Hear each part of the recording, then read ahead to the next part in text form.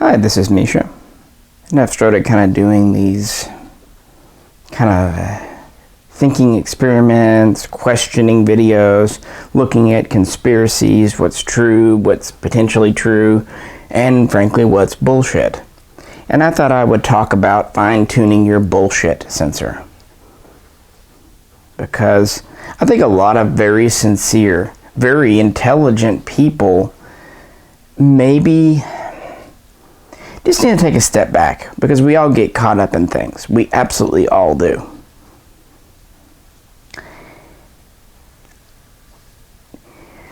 One thing that I did, and I don't want to talk about my background too much. When I was in graduate school, one of my professors at the university, he was actually my advisor, he was real big into methods, research, data collection, methodology, so on and so forth. That might sound kind of boring, but it's actually really fascinating, like, teaching you how to do phone surveys. Also showing you how data can be manipulated to be technically true, but give you the results you want. For example, asking leading questions, or asking questions of a specific group of people. Does that make sense? And instead of asking like a wide range, let's say in America, just to keep things simple, instead of asking the right proportions of Caucasian white, African American black, Native American Indian, so on and so forth, proportional to population, if you had a topic that pertained to African Americans, essentially only asking African Americans, or if you had a topic that was mostly of interest to whites, only asking whites and only having a few token minorities in there just to say you did. And there's, again, all kinds of other things you can do. And of course, there's ways you can collate the data that just basically gets rid of any data points that you don't like. Just say, oh, that's an outlier, oh, that's defective, and get rid of it. It's interesting because people use the term research and study a lot online. What they're mostly doing is nothing of the kind. Oftentimes, photos and eyewitness or first-hand accounts are treated as rock-solid gospel. Well, testimony is pretty shaky in any court of law, in any nation on earth. Any study, like if, let's say I'm studying World War II, I will take testimony of soldiers. That's good. It's definitely will flush things out. But if, let's say there's an unknown battle in World War II, and I find 50 soldiers, that's a large number for the time of things to say, 50 soldiers that claim they were in a battle. Okay? I've never heard of this battle before. What am I going to do? I'm going to go to any archives, to any records, military bases, governments, whatever, and I'm going to try to find evidence. I'm going to try to find old documents, physical documents that I can authenticate. You can test the ink, you can test the paper. Likewise, I'm going to try to figure out exactly where this battle happened and go there with a metal detector or whatever and try to find evidence, physical evidence, bullets, pieces of equipment, old mess tins, and old latrines. I mean, nothing says a soldier's been there like a big ditch of poop. Try to find evidence that this event that they claimed happened. If their testimony is backed up by the evidence, great. We can talk about, hey, this battle happened on this and this date. This number of people went, this number died. This is why this army went here. This is why this commanding officer made these decisions, why the government did this. These are the guns they were equipped with, whatever. Then I can use their stories to flesh it out, to make a very interesting narrative. because you can read numbers and stuff and studies of testing metals and papers. It's kind of dry, though. It's good for the bones, but you need meat on those bones and stories from living, breathing humans like us. It brings history alive, and it's why I love history.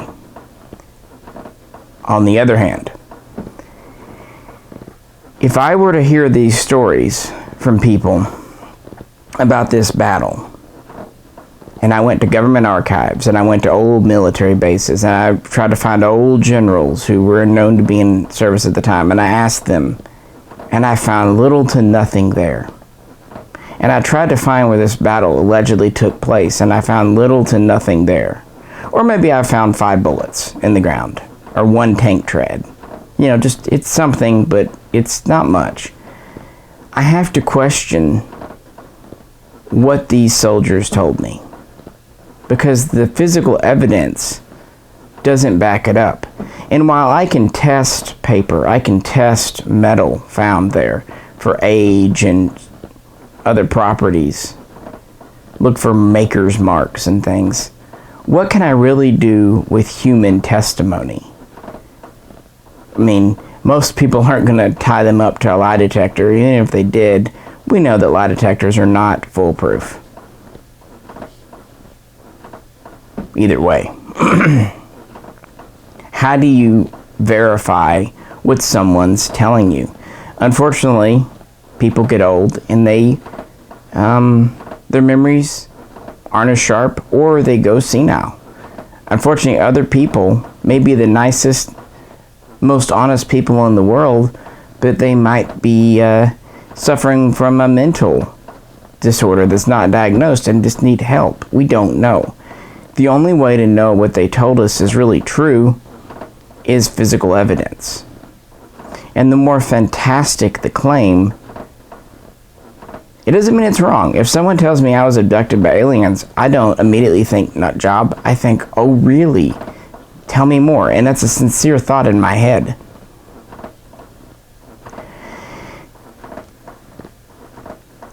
For example, most recently, not long ago really, I read about the whole mud flood thing.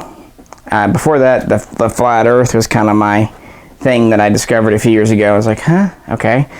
When I first heard about this, I'm okay, well, what's this about? I sincerely thought, oh, they discovered, new historical evidence. Let me see. Cool. I love history, guys. You don't understand how much I love it. Any new things I hear, I get excited. It's like, oh, neat. Well, what is this? Maybe there's some unknown things. I don't know. Boy, they had pictures, and that seems to be it. Now, because I'm blind, I can't look at the pictures, so I can't refute them. But using their own words, they say the pictures look sharp and clear, like they're, high definition. Wow, what great technology they had back then. What they're not doing is considering the veracity of these pictures.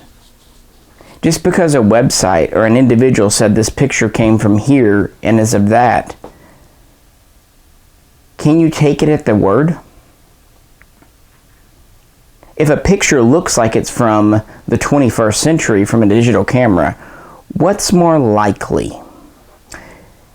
That it's old technology and came from old technology that we never have heard of or knew of before from the 18th or 19th, or that it's a picture from the 21st century from a camera, which is exactly what it seemingly looks like. Again, the first option isn't impossible. I mean, you have to consider things, but to that, you'd want to say, okay, where did this picture come from? You really want to know where it came from. You want to make sure it wasn't photoshopped. You would really want to check the veracity, and then you'd want to trace it. Then you'd want to go physically there to see what it pictured, to see how it looks.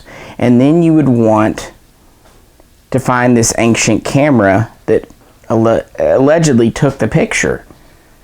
And if you had that, that's what the internet has always kind of labeled as a smoking gun.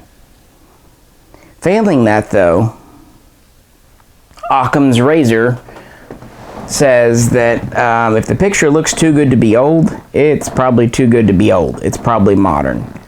Also, failing that, use some sense and realize that people online lie. Even if they don't lie, they may just be misinformed. You know, a lot of times things get passed off as something they're not by pure accident. You know, gets lost along the way. Something gets lost in communication. Something else I've seen people do is choosing and picking who they believe and their sources.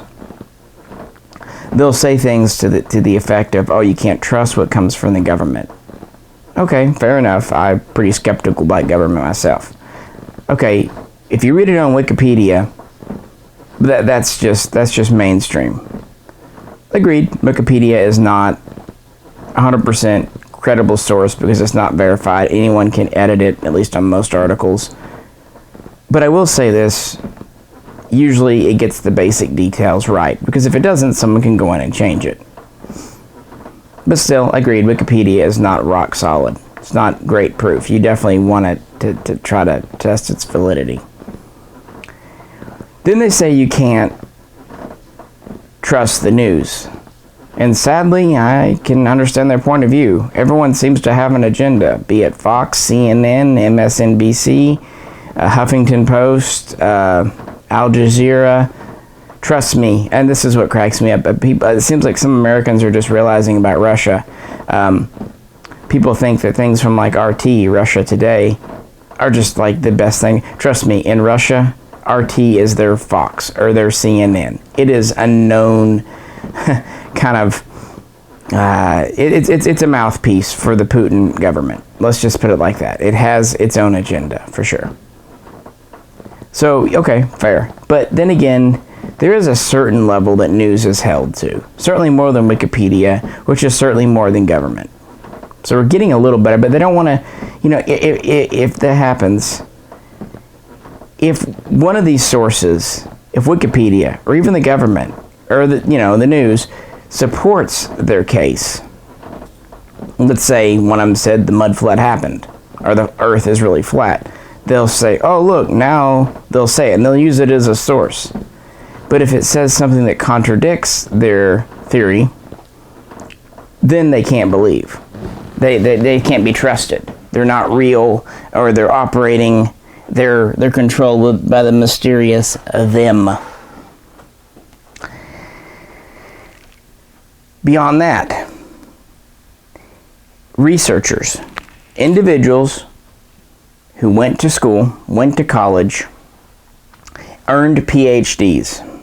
And I don't care what anyone thinks. Trust me, getting a PhD, doing your doctoral thesis is hard-ass, grueling work. And it takes a certain kind of person to endure. I'm not talking about whether they're morally good or bad. I'm just saying it takes a certain level of commitment to do that. And things that researchers come up with go through peer review. So you're talking about people that have more or less dedicated their lives to studying something, use as much firsthand and physical evidence as they can possibly find, and everything that they do is literally examined under a microscope by their peers. And yet, if what they say disagrees with the latest internet theory, then they're shills, or they're incompetents, or they're in cahoots. And this is really where I have to kind of draw the line. Now, can academics make mistakes? Oh, heck yeah. I've been furious at some in my life. Are they, stodgy? Sometimes don't have senses of humor, stuck in their ways. Oh yeah, they can be. But you know what? For every old stodgy professor at 60, there's some new up-and-comer at 22, 23, looking to make a name for himself. And if someone could uncover evidence of something totally unknown, not only is that an instant PhD, that's instant fame, fortune, and a tenured position. And there are always youngsters coming up, more people going to college today, so on and so forth. So while you can discount, especially some of the old guard, what about all the young ones coming in? And that's why when you read accounts of people that actually have degrees claiming things that are going against the grain, for example, the age of the Sphinx or the age of the pyramids, I will give that credence because they have some physical evidence. They've gone there, they've looked at stuff, and that's a claim. It's an interesting claim, but it's not what I would consider extraordinary, like, for example, the mud flood or the flat earth. Those are two different levels of claim. But that's this topic for another video, I'd say. So they pick. And what do they believe in? They believe in other people online or part-time hobbyists. Do we know anything about these people? What vetting process? I mean, before someone had doctor in front of their name, they were definitely put through the ringer. They had to study hard. They were taught research techniques. They were grilled by their peers. What does Joe Smith's YouTube channel, what rigorous anything did it go through? And to that end, if this person presents evidence showing you a picture, how do you know he's even double-checked to make sure it is of what he says, or she says, to be fair, and hasn't been photoshopped? Has he had a professional in digital photography examine it to make sure it hasn't been photoshopped? What's the level of study their evidence has endured? It's a question. It's a question. But how much questioning has happened? What's happening here is confirmation bias. If someone says something you want to believe, if they agree with you, then they're credible. They're believers. They're woke. They're no longer sheeple. But if they say something that disagrees or even just questions, then there are all kinds of names. Not because maybe what they said was wrong or stupid, just because it didn't gel with your particular think.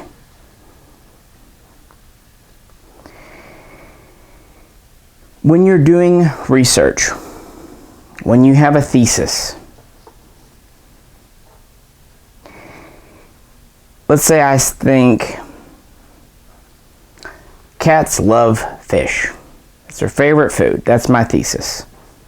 You know I've got 1 or 2 cats around here, right? I don't sit down at my computer and look for pictures of cats eating fish, or set a can of fish in front of my cats and see how many eat it. And then point to these pictures and show a video of my cat eating fish saying, look, I found 100 pictures of cats eating fish, and my 5 cats all like fish, so cats must like fish. Proof. No, what you've done there, you've already had a preconceived conclusion, notion, which is different than having just a thesis, which is a thesis is essentially asking a question. Doing that, you've asked a question and you already believe you know the answer, and so you're only looking for evidence to confirm your preconceived conclusion. This is wrong. Objectively, quantifiably, it is wrong. This is not a liberal or a conservative thing, a woke or a sheeple thing. This is not how analysis works. This is not how logical thinking works. Rather, I think cats love fish. It's their favorite food. What I'll do is I'll go grab as many cats as I can. 2 or 3 is not enough. Let's say 100. And I will grab not only fish to feed them, I'll grab chicken, pork, beef, and I will present them with chicken, pork, beef, fish, and see what they prefer, all 100. And I will do this as many times as I can afford to do it, but several to say the least. I will also have control groups to make sure that the data is not contaminated. People act like having 3, 4, 5, even 10 pictures or pieces of evidence is a lot. It is not. If you notice, most studies, legitimate ones, have numbers in the thousands, if possible, depending on exactly what it is. The more the merrier, because that gets outliers. The more people we have, the less an outlier can skew the data. So if I let all my horde of 100 cats, which no, I actually don't have that many, as much as it might seem like I do, try all these types of foods over, let's say, a 10-day period. So we've got 100 cats eating 10 times each, selecting 1,000 data points. If the majority chose the fish, then I can say, I think fish is the right food for cats. It's their favorite. Here's the data. Obviously, when presented the choice, they all went for fish. Great. Hypothesis proven. Then it becomes a theory. A theory is pretty darn solid in science. A fact is something that's 100% true. That gets into a whole other thing. Very few things are actually facts, guys. Most scientific things are theories. On the other hand, if my cats preferred chicken, I can't say, well, my cats are obviously wonky, the fish was bad, the data's not good, you can't trust that, go to the dark web, you'll get the real truth about cats and fish. No, I have to say, well, my hypothesis was wrong. It was wrong. My study showed that they preferred chicken. Now from there I can say, but perhaps this factor and that factor played a role. We should do another study correcting for these. I can suggest ways to modify it and tinker with it, or I can just straight up say, well, I was wrong and they like chicken, and then maybe do another study looking at chicken, seeing why they like chicken. Because the thing about scientific studies, they have to be repeatable. They can't just be one-offs. But I have to admit if my thesis was right or wrong by the data. I can't just throw it out if it didn't have the result I preferred. Does that make sense? Now here's something that sucks, but it's the truth. In academia, if you do a study and your thesis is proven wrong by the study, it probably won't get published. So it is very much true that publishers have a bias towards studies that confirm theses.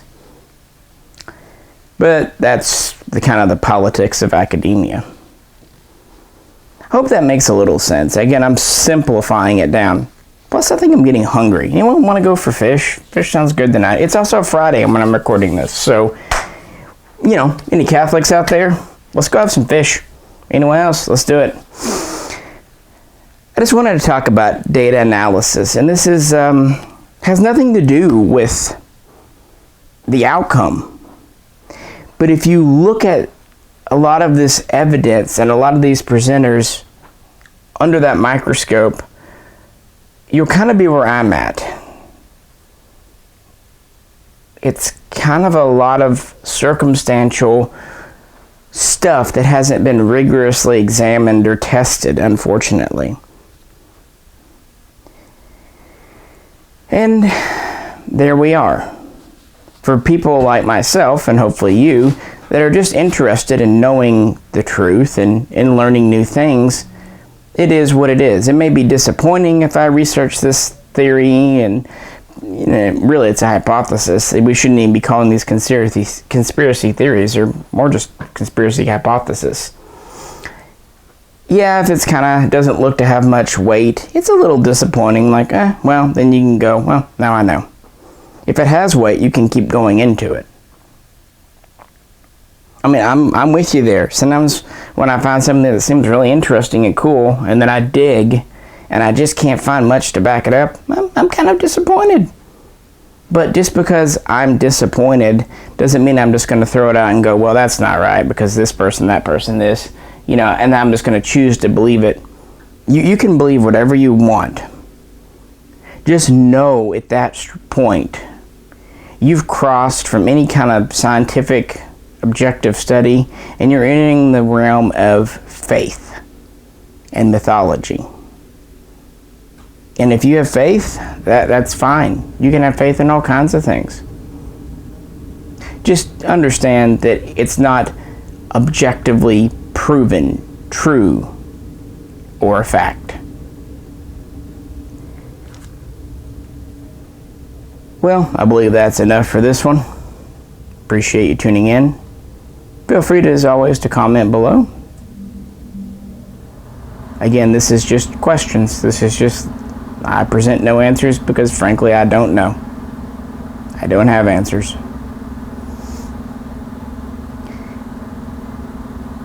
This is Misha.